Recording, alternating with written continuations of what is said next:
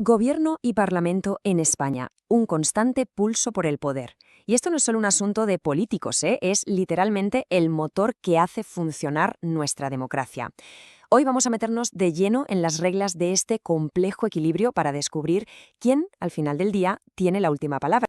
Bienvenidos a Estudio con Podcast. Para quienes se unen por primera vez, aquí hacemos algo muy simple. Vamos directos a la fuente. Para entender este equilibrio no queda otra que ir a la Constitución. Y eso es lo que vamos a hacer. Coger la complejidad de la ley y con estas guías visuales convertirla en un análisis claro y directo. Y la pregunta del millón, la que nos ocupa hoy, es ¿quién controla a quién? Vamos a explorar esa delicada danza de poder entre el Gobierno y las Cortes Generales, o sea, el Congreso y el Senado. Es un sistema de pesos y contrapesos que está diseñado para garantizar que se pueda gobernar, pero también, y esto es fundamental, para asegurar la responsabilidad democrática. Muy bien, pues vamos al lío. La hoja de ruta para hoy está clara. Primero vamos a empezar con el pilar de todo, la rendición de cuentas. Después veremos las herramientas de control del día a día. De ahí saltaremos al enfrentamiento político de alto voltaje, la confianza contra la censura. Analizaremos también el as en la manga del presidente, que es la disolución. Y para terminar veremos cómo responde el sistema cuando está bajo presión extrema con los estados de emergencia. Empecemos por la base, por los cimientos de todo el sistema, la rendición de cuentas. La idea, en el fondo, es muy sencilla. El poder que tiene el gobierno no es un cheque en blanco, nace de la confianza que le da el Parlamento. Y claro, esa confianza tiene un precio, la supervisión constante. Y ese precio se llama responsabilidad solidaria. A ver, ¿qué quiere decir esto? Pues que el gobierno no es una simple suma de ministros que van cada uno por su lado. No, actúa como un bloque, como una sola entidad que es políticamente responsable de todas sus acciones ante el Congreso de los Diputados, que es la Cámara que representa directamente la voluntad del pueblo. De hecho, el artículo 108 de la Constitución lo deja escrito negro sobre blanco. El Gobierno responde solidariamente en su gestión política ante el Congreso de los Diputados. Esta frase, que puede parecer simple, es la piedra angular de todo el sistema. Significa que cada decisión, cada ley, cada acción del Ejecutivo está o debería estar bajo la lupa de los representantes del pueblo. Ahora bien, ¿cómo se materializa esa responsabilidad en el día a día? Bueno, pues pasemos a las herramientas de control cotidiano que la Constitución le da al Parlamento. Quizás no son los mecanismos más dramáticos, pero os aseguro que son la esencia del control parlamentario. Aquí tenemos, digamos, la caja de herramientas básica del Parlamento. Pueden solicitar información, pueden hacer comparecer a miembros del Gobierno y, por supuesto, pueden formular preguntas e interpelaciones. Vamos a echar un vistazo rápido a cada una. El artículo 109 es el pilar de la transparencia. Las cámaras pueden pedir toda la información que necesiten del Gobierno y de sus departamentos. Y esto es absolutamente crucial, porque para poder controlar, primero hay que saber qué está pasando. El Parlamento tiene el derecho constitucional de exigir los datos y documentos para poder ejercer esa supervisión. Y aquí la cosa se pone interesante. Fijaos en el equilibrio del artículo 110. Por un lado, el Parlamento tiene el poder de reclamar la presencia de los miembros del Gobierno. Es una obligación para los ministros ir a dar explicaciones. Pero, por otro lado, el Gobierno tiene derecho a ser escuchado e incluso a que sus propios funcionarios informen. Es una calle de doble sentido para asegurar que la comunicación fluya. Y con esto llegamos al artículo 111, que es básicamente el pulso semanal de la democracia. Las preguntas e interpelaciones. Cada semana, por reglamento, se reserva un tiempo para que diputados y senadores puedan interrogar directamente al Gobierno. Estas sesiones de control son la forma más visible de fiscalización, donde se pasa de los grandes debates de Estado a las cuestiones más concretas de la gestión. Vale, dejamos atrás el control más rutinario para entrar de lleno en el terreno del drama político. El enfrentamiento definitivo, la cuestión de confianza contra la moción de censura. Aquí es donde la relación entre gobierno y parlamento se pone a prueba de verdad, donde la propia supervivencia del gobierno está en juego. Esta diapositiva es clave, porque aquí comparamos las dos armas nucleares del sistema. Fijaos bien, a la izquierda, la cuestión de confianza. La iniciativa es del propio presidente, es su jugada. A la derecha, la moción de censura. La iniciativa es de la oposición, es el ataque definitivo. Y ahora, ojo a la mayoría necesaria.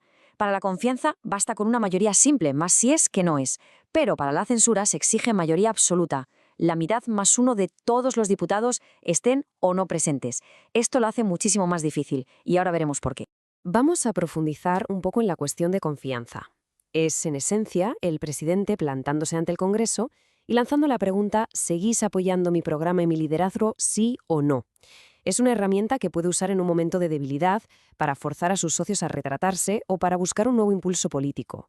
El presidente voluntariamente pone su cargo sobre la mesa. Y el riesgo es total, ¿eh? Como dice el artículo 114.1, si el Congreso le niega esa confianza, aunque sea por un solo voto, recordemos, mayoría simple, el Gobierno debe presentar su dimisión al rey. Es un todo o nada. A partir de ahí, se tendría que iniciar de nuevo el proceso para elegir a un nuevo presidente. Y ahora, la moción de censura. Aquí está la particularidad del sistema español, que lo hereda del alemán. Es constructiva.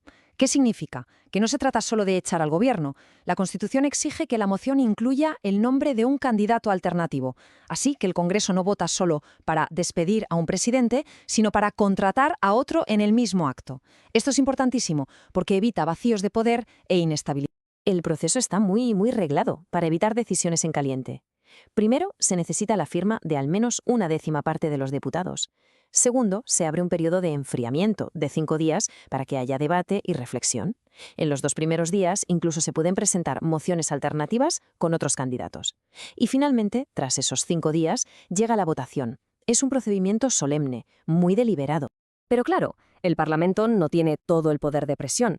El Ejecutivo tiene su propio botón nuclear, el poder definitivo del presidente, la disolución de las Cortes. Es la capacidad de decir hasta aquí hemos llegado, se acabó el juego y devolverle la palabra a la ciudadanía. El artículo 115 le da al presidente del Gobierno la facultad de disolver las Cortes y convocar elecciones generales anticipadas. Es, sin duda, su carta más poderosa. Ante un Parlamento bloqueado o una crisis política profunda, el presidente puede decidir que la mejor salida es consultar directamente a los votantes para que configuren una nueva mayoría. Pero cuidado, este poder no es ilimitado. La Constitución establece unas salvaguardas muy claras. La más importante, no se puede disolver el Parlamento para escapar de una moción de censura. Si la moción ya está en trámite, el presidente no puede pulsar el botón electoral. Y además, tiene que pasar al menos un año entre una disolución y la siguiente, para garantizar una mínima estabilidad. Y para terminar, ¿qué ocurre cuando el sistema se enfrenta a una crisis nacional extraordinaria? Pues vamos a analizar cómo funciona todo bajo presión extrema con los famosos estados de alarma, excepción y sitio. El artículo 116 establece 3 niveles de emergencia. Y fijaos muy bien en la tabla, porque es tremendamente reveladora. Mirad cómo el poder se va desplazando hacia el Congreso a medida que la situación es más grave. En el estado de alarma, el más leve, el Gobierno lo declara por 15 días, pero necesita sí o sí al Congreso para cualquier prórroga. Para el de excepción, el Gobierno ya necesita la autorización previa del Congreso. Y en el caso más extremo, el de sitio, es el propio Congreso, por mayoría absoluta, quien lo declara y controla todas las condiciones. Y esto demuestra la fortaleza del sistema. El artículo 116.5 es una cláusula de seguridad democrática fundamental. Viene a decir que el funcionamiento de los poderes del Estado, incluido el Congreso, no puede interrumpirse. Es decir, ni siquiera en la peor de las crisis imaginables, la democracia se detiene. Así que el punto crucial es este. La responsabilidad del Gobierno no se suspende. Nunca. Incluso cuando se le dan poderes extraordinarios para gestionar una crisis, sigue estando bajo el control del Parlamento y sigue siendo responsable de todos sus actos. La rendición de cuentas es un principio que no se altera. Y así llegamos a la conclusión. Equilibrio de poderes. Un sistema para la estabilidad. ¿Qué hemos visto a lo largo de este análisis de la Constitución? Pues hemos visto que la Constitución teje una red muy intrincada de controles y equilibrios. No está diseñada para el conflicto constante, sino para una estabilidad dinámica, un sistema donde gobierno y parlamento se vigilan, se controlan y al final se necesitan mutuamente. Es un mecanismo que busca garantizar que el poder se ejerza de forma eficaz, pero siempre rindiendo cuentas. Y todo esto nos deja con una pregunta final para la reflexión.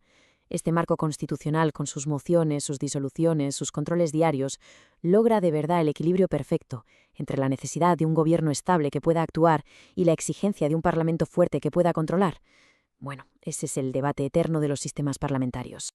Hoy hemos visto el esqueleto de este fascinante equilibrio de poder, pero claro, cada uno de estos artículos tiene muchísima más historia y detalle detrás. Más adelante estudiaremos más en profundidad cada artículo. Suscríbete a Estudio con Podcast para no perderlo. Gracias por acompañarnos.